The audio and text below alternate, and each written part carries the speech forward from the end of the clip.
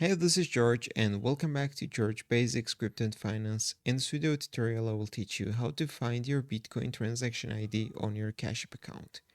So first of all, you need to open your Cash App.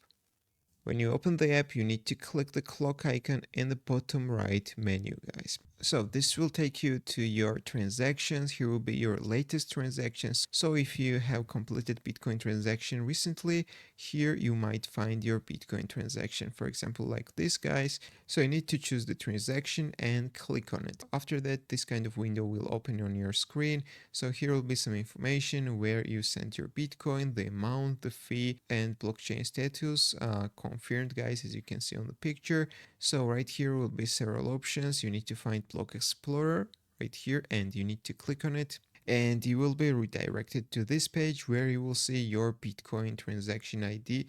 Right here, to copy the transaction ID, you need to click this icon on the right side.